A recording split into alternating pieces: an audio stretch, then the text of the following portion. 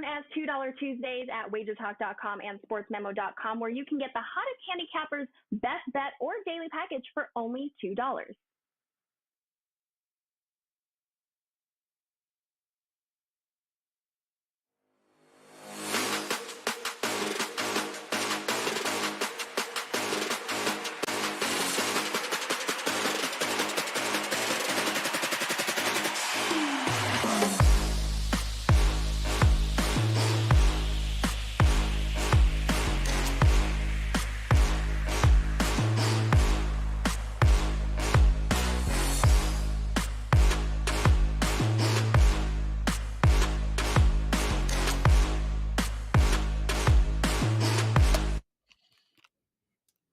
We're live, 2 o'clock Eastern, every Monday through Friday while the college basketball season continues here on WagerTalk TV. This is College Basketball Happy Hour Tip-Off Show powered by WagerTalk.com.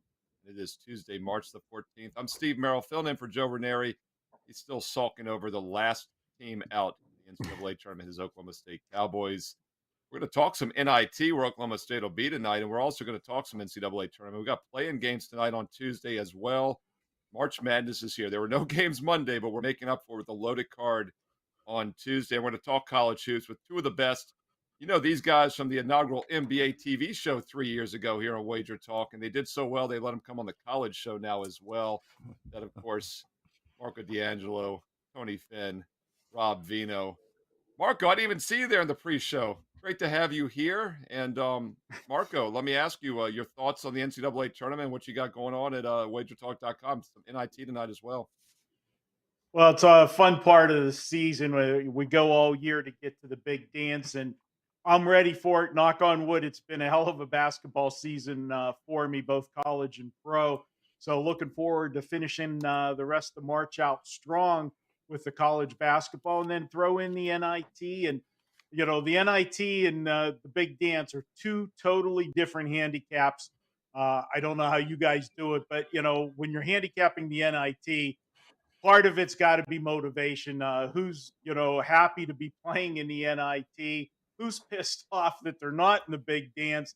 And sometimes that can be a big distraction for some teams that can't get over the fact that they missed the big dance. So it's a different handicap. We still look at statistics. We still look at situations. And then for this first day, and that's going to come into play with one of the games we talk about today, logistics. You just find out, you know, Sunday night who you're playing, and some of these teams got to jump on a plane and head somewhere. So it's a fun Tuesday of handicapping. Let's say that. Yeah, no, it's interesting, Marco. Teddy Covers and myself talked about this on Wager Talk today earlier. So I recommend if people missed the live show at noon Eastern, check out the replay here on Wager Talk TV, Tuesday's Wager Talk a Day edition, because Teddy and I delve deep into the differences. And mid-major Matt, you know, Matt Joseph loves the mid-majors. He also talked about some handicapping techniques for the NIT, and mid-major Matt also gave out some free plays, one in the NIT and one in the NCAA tournament on the show. And by the way, it is $2 Tuesday at WagerTalk.com. We're not talking hockey, but Carmine Bianco's got a strong NHL best bet for $2 Tuesday. Don't forget about these other sports that are going on right now during the madness. And free plays for $5 at SportsMemo.com.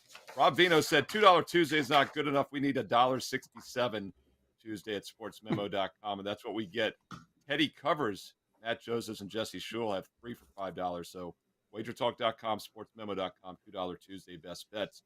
Tony Finn in the house. Yes, sir. Tony, your thoughts on Tuesday and the madness of March? It's fun stuff. Marco couldn't be more spot on. It's one of the most popular weekends, even for weekend warriors, those who casually follow college basketball. It's spring break for a lot of students, and if you're savvy in our industry, and if you read just a little bit, you know that at least the claims or the polls or the surveys that those that are in this business are doing, 1 out of every 4 Americans will make a wager, a legal wager on this tournament, which is eye-opening. You know, if you look back, and Marco will remember, there was a time, we're both here in Vegas. there was a time I think I came here to Vegas when my wife didn't want to move here. She didn't want the kids to go to school here. That's another podcast. But that said, now most of my friends leave this weekend. The ones that live here in Vegas, this is the time they leave because it's crazy. One of the craziest weekends here. That's how big this tournament is, even among those who are not passionate, as you, Marco, and myself are. I'm excited about it. Yeah, and Dave Sherapan mentioned this on Wager Talk today earlier with Teddy Covers. They're both Vegas guys. It's spring break this week, so all the kids are home in Vegas. Apparently, they switched up the spring break dates. Teddy Covers, Rob, was not happy about that because Isaac's probably playing the drums in the background all week at home while Teddy's trying to handicap. But Rob Vino, a veteran of the industry as well. What do you got going on for Tuesday at WagerTalk.com? Yeah, it's college basketball, right, Steve? I'm going to be posting for today and tomorrow after the show. There was a lot of injury stuff I had to sort through here. And as Marco mentioned, the motivational angles. And let's throw Tony in there. As Tony mentioned, if you read just a little, you'll find something that's worth playing. And we found a couple. So we're going to have them up there, a couple of 4% best bets. As Marco said about himself earlier, college basketball season has been great for me. Up 65.4 units of profit right now, heading into this final postseason trio of tournaments. So looking forward to it. And the three games you're laying out here for us today, Steve. The NIT, real quick, the seeding just seems to be changing every single year. This year, we only seed the top four, try and create four brackets of equal talent. And then, geographically, we'll try and pair them up from there. And like Marco said, some of these teams wound up with the short end of the stick as far as travel is concerned in these brackets. Yeah, it's always an interesting dynamic. And of course, a couple years ago, they changed it as well, where if the team wins their regular season conference, they get the automatic bid to the NIT too. So it's got a few more mid-majors maybe in it over the years than we would have had. And by the way, some teams turned down bids. UNC, for example, Dayton did not want to be there. So we'll see how that plays out. All right, guys, three of the best here on the show. We got to dig in here. Joe Ranieri will kill me if we go over today, guys. So let's keep it about 90 seconds and quick hit these games. And we'll start with the play-in round, biggest game tonight. We've got a 16 versus 16. We're not going to talk about Southeast Missouri State, Texas A&M, Corpus Christi, but we will talk about the later game at 9 o'clock Eastern. Number 11, Pittsburgh, number 11, Mississippi State. It's that time of the year where sports bettors try to figure out what channel True TV is on their cable box. And Marco, I'll start with you. These 11 seeds, one thing that has been consistent almost every year since they started this play-in round is that either tonight or tomorrow in the Arizona State-Nevada game, one of these winners, tonight or tomorrow, will probably make a run to the Sweet 16. We see it year in and year out. Marco, who do you think is going to get by in this game? Okay, well, I'm going to address that, one of the teams making a run, because I'm going to save my actual play on this one till the end because it's my best bet. But the reason that is these teams that play this 11 seed play-in game, they're good teams, okay? They probably shouldn't be in a play-in game to start with, and they get a game under their belt. That's a huge advantage because, let's face it, for a lot of these kids, the big dance is a big deal, and there are butterflies. So you come out, you get a game under your belt, you win that game, and then you advance to the number 11 seed like you should have been anyways. That's a big leg up, and that's why I think these teams have done so well with that game under their belt. So I do have a best bet on this one with Mississippi State and Pitt. I'll save it for the end. Love it. Looking forward to it. And, Tony, one thing I mentioned earlier on Wager Talk today about the seeding, Teddy Covers said, I don't look at the seeds. And, I don't really either. By the way, we're posting my bracket right now on WagerTalk.com. I've got a lot of people asking me on Twitter the last day or so. Yes, my complete NCAA tournament bracket by the end of this show will probably be loading. It's loading right now as we speak for all clients. So I do look at the seedings, Tony, when I do the bracket for that reason. But it is remarkable to me that these teams that, a lot of people don't think deserve to be there make runs. And I do think the committee gets it right in that regard. And these are two dangerous teams, in my opinion. Which one do you think gets by tonight, Pitt, Mississippi State? Seedings, I agree with both of you. I agree. I don't pay much attention to seedings unless I am, sitting down and with friends and having a fun time doing a bracket. And even then, home teams. Listen, there's some paths. I'm one of those that believes a path is important when you're picking a champion, for instance. And there are some teams that you just mentioned that I thought maybe got what they didn't deserve during this tournament. That's another story. Mississippi State Bulldogs. This is a team I like. In this situation, let's go with conference strengths too. I'm a fan of the SEC, Big 12. I think they're more battle tested. And in this situation, you got a clash of styles, guys. You got a big clash of styles. Mississippi State has a stronger resume. In part, they played in a physical conference that plays tenacious defense. And unlike Alabama, unlike some of the other teams, they don't get a lot of in the SEC. They don't get a lot of a lot of face time. And Pitt surprised some people this year. I thought they played well in this situation where they're playing. I'm going to go with physicality over finesse, especially early in a tournament. I just know the way I go later in a tournament, but this is a pick 'em, a coin toss. I'm not deep into this game or personally vested, but I would probably be on the visitor in this situation, Mississippi State minus the number over the Pitt Panthers. Visitor at Dayton. Pittsburgh is closer to Dayton. Pseudo visitor, right? Pittsburgh is a lot closer, actually, though. You probably will be a little bit of travel from the Pitt guys, Rob, I would think, right across the state border there. By the way, we have seen money come in on Mississippi State. They opened 1. It's now up to 2.5 across the board. And, Rob, we've also seen money on the over. Opened 131 up to 133. So Mississippi State and over money, Rob. Do you agree or disagree with either of those? Well, I'd say I agree, Steve, but I'd also say that in these games where the difference could be a basket, and we see it in these 65 through 68 team games each year, they come down to the wire. In a lot of instances, 2.5 with a defensive minded team, you were probably way better off when you got the 1, but that doesn't mean that 2.5 should be shunned.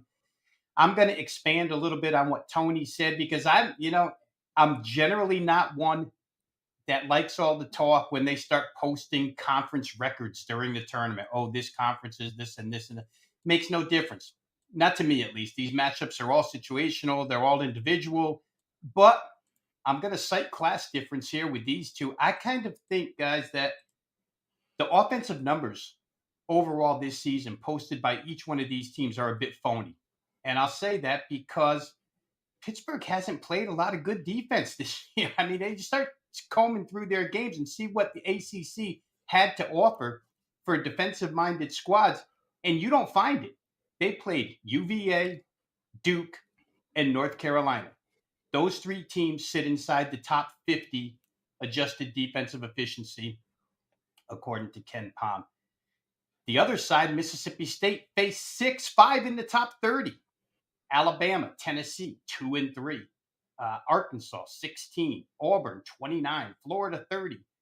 A&M, 37. They faced a lot of quality defenses. So, yeah, their offensive numbers could be down. Their offensive numbers also would be down because of their head coach. Remember Chris Jans from New Mexico State. I mean, he's a defensive-minded guy. He wants to play like paint is drying and play defense on the other end and win these games 67-62, whatever.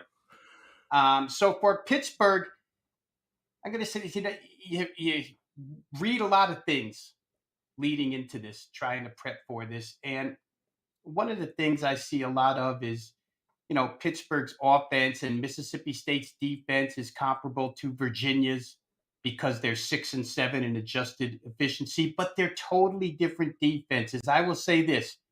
Pittsburgh's a perimeter team. Tony mentioned finesse. They're basically guard oriented. They want to shoot the basketball. Virginia plays that infamous pack line defense, right? They don't let anybody get to the rim, but man, they'll let you shoot 3-pointers. The Virginia Cavaliers this year, 3-point defense ranks number 178 in the nation. They don't care if you shoot outside. That's the whole philosophy behind the way they play. But Mississippi State's going to contest on the perimeter. And then if you get in the lane, they've got bigs in the lane to meet you there too. So I think this is a totally different animal. Again, Tony said physicality. I would agree with that. I think team speed here is going to be a little bit different. If you just use Duke as an example, because Duke was the far better 3-point defense than Virginia this year. Pittsburgh shot below 30% against Duke twice. They didn't make it from the arc over 30%. So I think Mississippi State probably scores a little more because they're going to, we talk often about how these teams like to break out of conference and go play these non-conference teams. Mississippi State's going to probably enjoy this defense a little bit more than what they've been seeing across the SEC this year. I'd probably lean that way. And I would definitely say that the guys who got in on over 131, because I expect Mississippi State maybe to get to 70 in this game. So maybe over was the right move early, too. Rob Vino, WagerTalk.com, and that's the big play-in game tonight once again for the NCAA Tournament, whatever they call it, first four in. I call it a play-in game, but once again, that's the big game tonight at 9 Eastern on True TV. We do have the NIT Tournament starting tonight. We're going to look at the two late night games. As Drew Martin would say, the degenerate night specials, both at 11 Eastern. We're going to start with Eastern Washington at Washington State. And Tony Finn, I'll bring this back to you because this is a true home game and a true road game in the NIT. Obviously, a quick trip, though, within the same state here. A little bit of money on Washington State. Open 10, they're up to 10.5. And a little bit of money on the over, 147.5 up to 148. So, Tony, we haven't seen much movement on the side or total. Washington State should be focused, in my opinion. I don't think they are really a bubble team, and that's maybe why we see them as a big favorite. What are your thoughts on this one? Yeah, this one will not be a pseudo visitor. Washington State's actually playing host to Eastern Washington, NIT first rounder at Friel Court, Beasley Coliseum, if I'm not mistaken. Eastern Washington, I thought for a long time, up to the last couple of weeks, and you mentioned it, who's hot, who's not. We've all mentioned it, who's playing well, who's not, styles versus style, schemes versus scheme. I thought that a few weeks ago this was going to be an NCAA tournament team, Eastern Washington. But they closed the season very poorly, very, very poorly. And this is also an Eastern Washington team that beat by 26 earlier, back in November, by this same Washington State Cougars. Eastern Washington was the top Big Sky for most of the season. Those 3 straight losses heading into one of the into the conference tournament was dreadful. And I think that resonates with a team this time of year. Maybe they're disappointed. Maybe the players thought, and I believe they did, that they were going to be in the big dance, and they're not. And in this situation, while Washington State struggled with inconsistencies in an inconsistent conference and dealt with injuries, I don't think there's any surprise here tonight. I like the Cougars, and you're going to lay a big number. I think 11.5 or 12 right now, if I'm not mistaken. But I comfortably would, if I was in this room, and I am a little bit in certain things, maybe some, there's the few side plays, and you can get it only at WagerTalk at Tony Finn channel, my WagerTalk homepage, and through my products. I like Washington State here, guys, minus 11.5, minus 12. You like the true home team, Washington State. True home team. Marco, I'll throw this over to you. We talked earlier, it's about motivation in the NIT. Two teams that should be excited to be here, in my opinion. Marco, how do you see this one playing out? Yeah, absolutely. And, Tony addressed it, maybe Eastern Washington be a little bit down, that they kind of screwed things up at the end of the season because they were, on track to go to the big dance. But because they're playing a big brother of the state, they're not going to be feeling sorry for themselves. They're going to show up to play. And if you look at this team, they opened the season losing 4 out of 5. They closed the season losing 3 in a row. In between that, they went 21-3. This is not a bad ball club. Yes, they got steamrolled the beginning of the season against this Washington State team. They lost by 26. So with that said, if I'm Washington State, they're going to be in this game, feel like I just got to show up and we're going to win. We already beat this team by 26 points. I'm going to look for Eastern Washington to make this one a lot closer than people think. You look at Eastern Washington, they've been a good road team. They're 23-10 against the spread on the road the last 2 seasons. When they play with revenge, they're 13-4 against the spread the last 3 seasons. And as I said, throw in the factor again that, these are 2 teams in the same state. And I like to look at the little brother in these situations. Those are the ones that are going to come to play for sure. The other ones could feel a little fat and sassy, Washington State, being that they dominated them so badly at the beginning of the season. Again, you see a lot of times with these teams start the season poorly. A smaller school like Eastern Washington, obviously, at the beginning of the season, they're scheduling tougher opponents, but that helps them later in the season. I'm going to go ahead and take Eastern Washington here, plus the points. Do I think they pull off an upset? No. But do I think they keep this under 7 points or less? Yes, I do. Take the points with Eastern Washington. Marco, looking at the dog here, and Rob, it is an interesting situation. Like Marco said, we don't very rarely, if ever, do we have a same season revenge spot in the NIT game. I don't think we ever see it in the NCAA tournament. I think they purposely don't do it in the tournament if they played in the first round, at least, obviously. So yeah, once again, Washington State won easily, 82-56 back in November, 7.5-point neutral court favorite. Last year, Rob, Eastern Washington pulled a monster upset, if you remember, as a 19-point dog, beating them 76-71. So how's this one play out now tonight at 11 o'clock Eastern, Rob? Well, these two guys covered a lot of the stuff I would have said. To Marco's point, one of my notes here is the only thing that stops this from being a complete flat spot for Eastern Washington is the fact that they draw Washington State. And it's a Power 5 conference in-state team where you can show up. It helps recruiting. It helps a lot of things if you can win this ball game. And there's a little bit of revenge there, too. So the draw is what takes you off of this becoming a full flat spot, because his exact quote, and again, this dates back to losing the Big Sky in the tournament in their first game in the Big Sky on a buzzer beater against Northern Arizona. But here's the head coach, David Riley's quote. And it sounds so past tense, like he's ready to pick up his golf clubs and just go to Mexico or something. It's been a special thing to be a part of this team. I think the greatest part of the season was our effort, our leadership, our buy-in 1 through 15 of the whole coaching staff, the administration, the president, the whole university.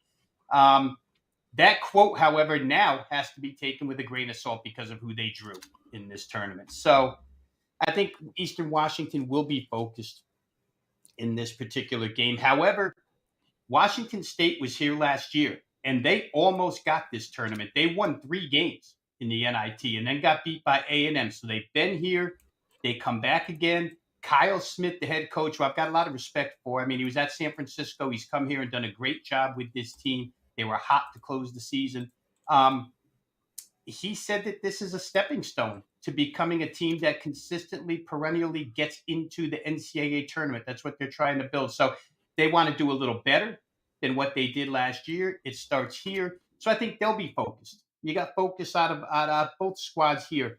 Marco talked about Eastern Washington kind of stumbling in.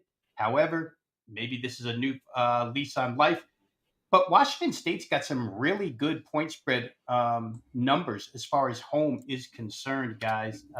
Now, they're 7-1 straight up their last 8 games, but most of that's against the Pac-12 bottom of the barrel. They're 10-3 straight up at home, 9-3-1 against the spread at home, 10-1 straight up as a home favorite, 8-3 against the spread as a home favorite. However, every game isn't laying 10.5 points in that mix. Right, some of those, a couple of those are against Cal, who stinks completely. So again, those numbers may be a little bit inflated here. I worry about laying 10.5 with Washington State because I just don't know if they can score enough to cover. However, the earlier season result indicates they can. I kick myself in this game for trying to be too cute. Last night, this total shot way up to 151.5, and I thought to myself, what in the world is this thing doing going up? And I thought, well, you know what? I like under. I'm just going to let this thing rise. And you know what? I wake up this morning and it's right back down to 148.5.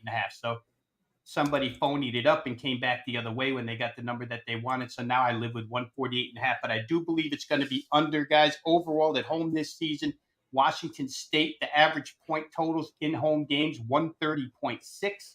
That's 18 below what we're looking at tonight. As a favorite overall on the season, when they're the favored team, the average total has hit 131.8. That's 16 below what we're looking at tonight. And as a home favorite here in Pullman, their average totals, final scores have been 131.2, all well below the number here. The earlier game went below this number. I think it was 82.56, right? That's 138, 10 points below. I'm going to try it again. I think this thing stays under the number. I think 148.5 is too high. Bino says, take a look at the under. That's the late game at 11 Eastern on ESPNU. We have one other late game in the NIT tonight, also at 11 o'clock Eastern. This one is on the Deuce, ESPN2, and this is Seton Hall in Colorado.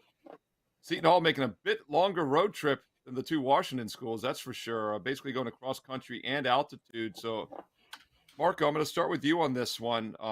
Altitude edge, obviously a tough travel spot, and this is obviously why we see Colorado as a 4-point home favorite, but not much of a home favorite. In fact, the line's dropped a little bit. It was 4.5, now down to 4. Almost like the betting odds are saying that Seton Hall is a better team, but the scheduling spot probably favors Colorado. What do you do with this one, Marco? Oh, that's the big problem in this game, Steve.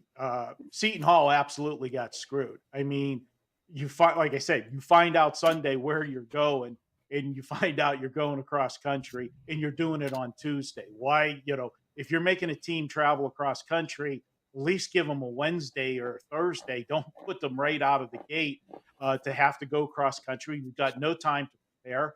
And throw one more wrinkle into it. If all the scheduling wasn't bad enough, you got Seton Hall that's an East Coast team. This game starts at 11 o'clock Eastern time. Their body clocks are still going to be on 11 o'clock Eastern. So everything that possibly could be is a disadvantage for Seton Hall in this game is. And that's why you see the line what it is. It is absolutely baked into the line.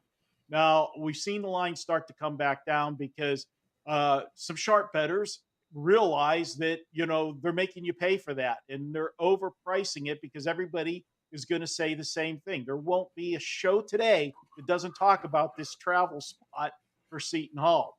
Bottom line is the Pac-12 outside of the top two teams this year really was not good. You had a couple teams in the very next level, Arizona State, USC, that were, above average. And then the rest of the conference, to me, was not good. The Big East was a better conference, and I'm going to take that dog. I'm going to look for them this one game to get over the hump. They play better defense against Colorado. The inflated number, I see this game going right down to the wire. 1 to 3 point game either direction. When this number come out at 4, just way too high. I'm going to go ahead, grab Seton Hall. Think they can overcome the disadvantages tonight, but then that might set up a go against if they do advance out of this first round and look to fade them in the next round. Give me Seton Hall plus the points tonight against Colorado. Marco D'Angelo is saying take Seton Hall plus the 4 despite the difficult scheduling spot. And Tony, I'll ask you next. This does look like the toughest scheduling spot on the board tonight in the NIT, in my opinion. Can Seton Hall overcome it like Marco thinks? Well, I liked everything Marco said. I think it's spot on. And I think it will be a tight game. He didn't mention not only all of the disadvantages, the travel, the letdown, the loss that Seton Hall took to DePaul in the first round of that tournament was brutal. It was brutal. Now, we're all accountable for own actions, and Seton Hall has to be accountable. They got to play at altitude too, right? At 11 o'clock in their time, can you sleep at altitude? Even play at altitude at that time when you're not adjusted or used to playing at time? We're going to find out. But Colorado is another team that exited. They played that UCLA team really tough. I was on Colorado plus 9 points. I'm leading. I mean, this game is a tie game at 2 minutes to go, and they lose by 11. They couldn't close, and they did this earlier against UCLA. Now, Seton Hall is Seton Hall UCLA. I think if Colorado's in the position they were against UCLA on the road or away from home, that they can close against Seton Hall. We saw that when Seton Hall didn't close against a team like DePaul, who is just they weren't very good. They're not very good. They can't shoot. They had their 15-minute moments, but they couldn't. In this situation, two defensive heavy teams. Really, Colorado at home has been really good against teams of this fashion, defensive. And while I'm not in this room, not in this game, not on this any way, shape, or form other than for this program and explaining how I feel about it, The better team is probably Seton Hall, truly the better team, top to bottom. I would be in Colorado's corner here, minus the 4 points, simply because of almost everything that Marco said, and what I believe to be a team that can probably shoot just a little better from the outside, because both of these teams are going to be packing the lane. Give me Colorado minus the number in Boulder. Yeah, and Rob Vino, you're the tiebreaker here. Tony's got Colorado. Marco's got the dog, Seton Hall. I mentioned earlier that the 4 points is probably the home court in the travel, but if you look at the Ken Palms, Colorado's about 10 points higher, actually. Look at the Sagrigans, Colorado's like 3 spots behind Seton Hall. So they're pretty evenly matched teams. I think home court 4 is probably fair. Oh, Rob, one thing that jumps out to me, though, is Colorado plays fast. Seton Hall is more of a slow team.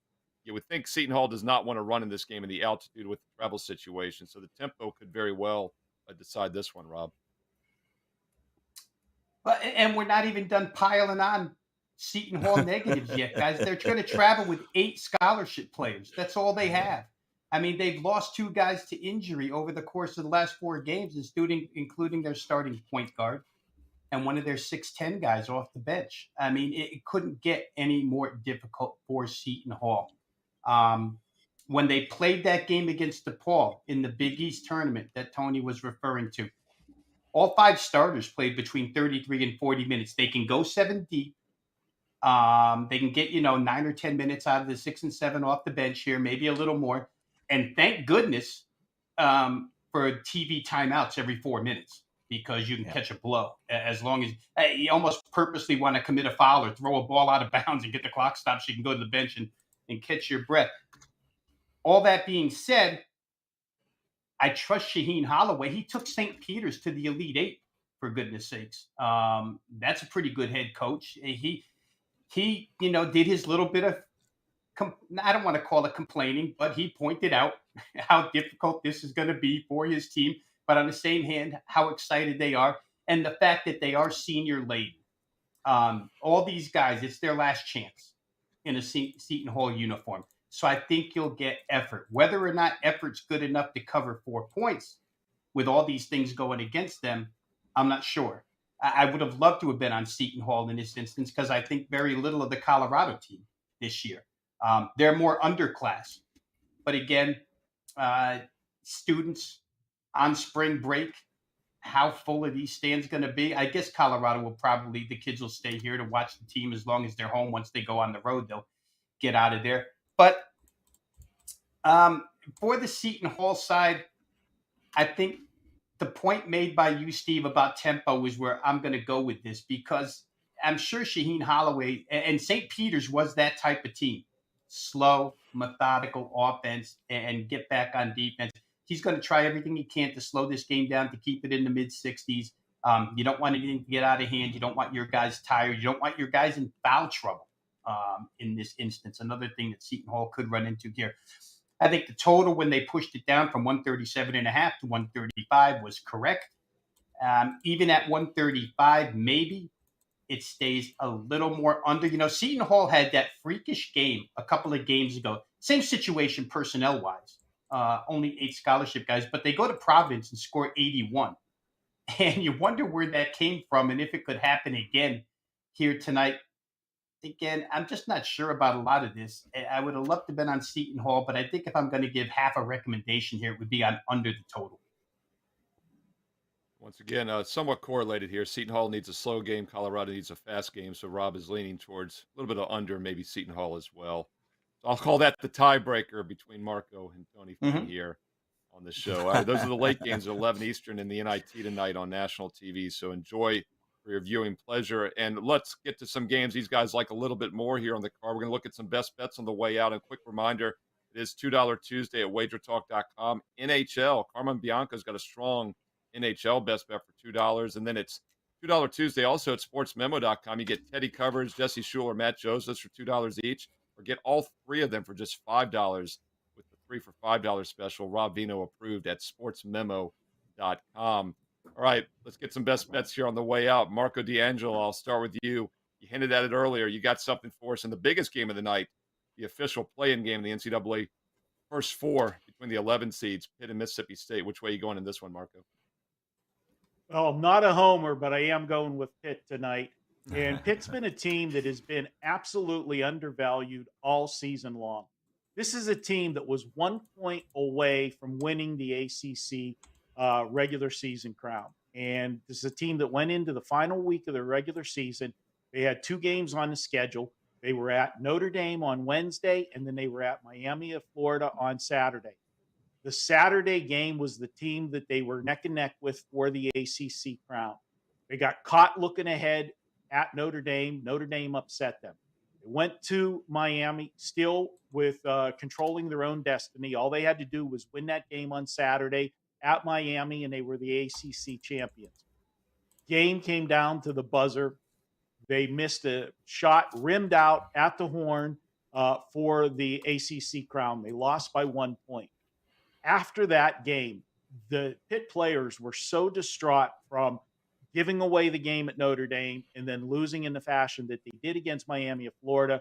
Head coach Capel did not bring the team out for the post-game media interviews. He kept his players in the locker room. He was the only one at the podium. This team then carried that in. How many times have you heard us talk about lose the same game twice and so forth? They weren't ready to play the ACC conference tournament. They got steamrolled by Duke, a suddenly very hot Duke team that's won what now? 8 in a row, 9 in a row, winning the ACC tournament. So now that early exit in the ACC tournament, I think was the best thing that could have happened to Pitt. They got to reset, walk away, get a couple days to clear their head. And once again, what happens? Do they get disrespected again? They're playing in the play-in game. This is a team that was one of the top teams in the ACC all year, and nobody gave them credit. You're going to see the real Pitt, the Pitt that we saw all year tonight. I'm not sold on this Mississippi State team. I think Pitt gets the job done. I think they will hit those threes from the outside tonight. Give me Pitt plus the points. In my opinion, the wrong team's favorite here. I'll take Pitt outright tonight. Marco D'Angelo says take the Pitt Panthers. His Pitt Panthers. You might want to listen to Marco, though. He's done pretty well in college and pro hoops. In fact, he's number 1 at WagerTalk.com this year. He's up over 106 units. He's 43 games above 500, hitting 61% in basketball. That's a free play. Get his strongest best bets tonight at WagerTalk.com. Tony Finn, what do you got for us on the way out here on Tuesday? Let's go. We're going to stay inside traditional Tuesday, NIT. Let's just say that. It's an NIT tournament. Liberty Flames hosting Villanova Wildcats. And in an age I spoke to in the opening of the show where people are not only playing brackets, but maybe even making wagers, real true life investments with whatever state they're in, whatever book they're able to play with on this tournament. So when you see this line of Liberty -4 over Villanova, even the casual fan would say Liberty who? Villanova, who recently won national champ and had really a rough season, guys. They really did. Liberty's first ever berth in the NIT. They're disappointed. They're ones that believe they should have probably been in NCAA too. I believe they're number 2 or number 3 seed in the 32-team field, and they're the better team. And they're hosting a team that maybe they do have a chip on the shoulder. Maybe they played a little better late in the season. However, Liberty -4. Two teams that have some senior guard leadership. That's important in these tournaments. I think that they came away 1 point short of being an NCAA tournament team. If you like 67-66 against Kennesaw State in the ASUN championship game this past Sunday. I like Darius McGee. I think he outplays Villanova's guards.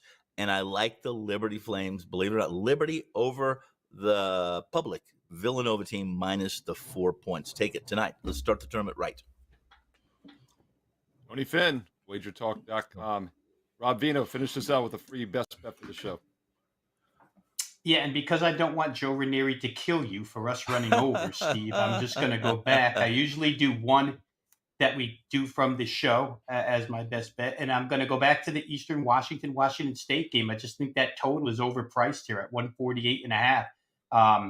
Again, early season was a blowout. It stayed under. I listed all the reasons or all the numbers, statistical numbers that Washington State has posted as far as totals are concerned in all the situations that you could look for tonight. think 148.5 is too high. Give me under 148.5 Eastern Washington, Washington State. Love it. Under the total in that late night game at 11 Eastern from Rob Vino. We also have a free play from the Gold Sheet. The Gold Sheet play of the day. They're looking at the NIT as well. They're actually looking at a first half play with UAB, Alabama, Birmingham, minus first half, minus 4.5 in the first half against Southern Miss. And Southern Miss has played one game in the last 17 days. We talk about a lot of games. They've actually had too few games, maybe. They've been off for almost 2.5 weeks for the most part. UAB starts 5 seniors and will be motivated to end the season on a positive run. And UAB swept the season series each of the last 2 years with 3 of those 4 wins by double digits. The Gold Sheet says don't play around with the full game. They'll get out to a fast start against a Southern Miss team that's only played once in the past 2.5 weeks. So take UAB minus the 4.5 on the first half line in the NIT tonight on Tuesday against Southern Miss. All right, I'm going to look at a free play tonight in the NCAA play-in round. In fact, I've got free plays in both games for you tonight. I've posted one in the big game tonight between Mississippi State and Pitt on my page right now at WagerTalk.com. So I highly recommend going to check that out. That game's at 9 Eastern. Also, my NCAA tournament bracket, my pick for all 63 tournament games later this week, along with 8 first-round upsets. Also, some national title picks, my national title pick, and a bonus long shot included for free. So check all of that out right now on my page at WagerTalk.com. Also going to look at the first game tonight at 6:40 Eastern. Number 16 seeds, Texas A&M, Corpus Christi, Southeast Missouri State. Thank goodness for the automatic qualifiers. These teams deserve nothing near the NCAA tournament. 2 terrible defensive teams, but they play fast. They both play very fast. And I think we'll see the over 157 between Texas A&M, Corpus Christi, and Southeast Missouri State. Once again, Texas A&M, CNC, and Southeast Missouri State over 157 is worth a look.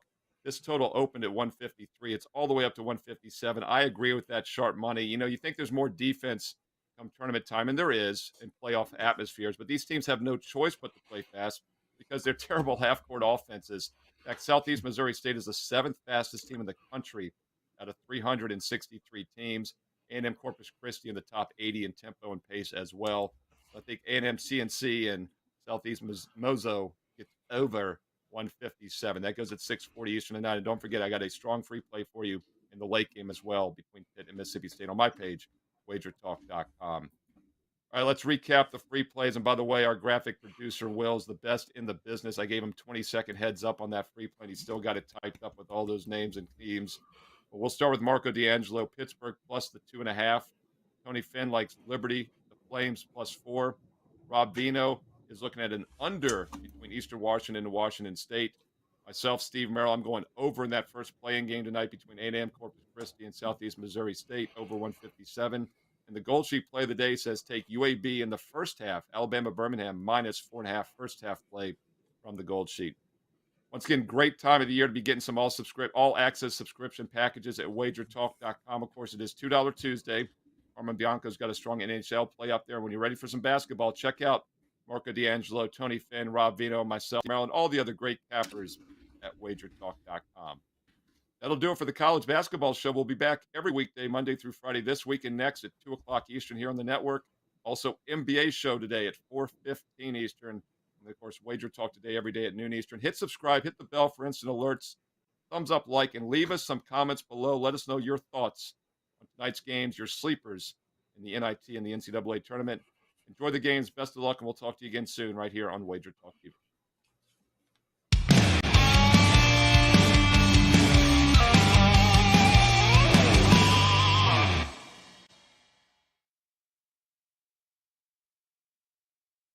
Play ball. Hot off the press, handicappers from Wager Talk, Sports Memo, and the Gold Sheet have collaborated on the 2023 Wager Talk Media MLB Betting Guide.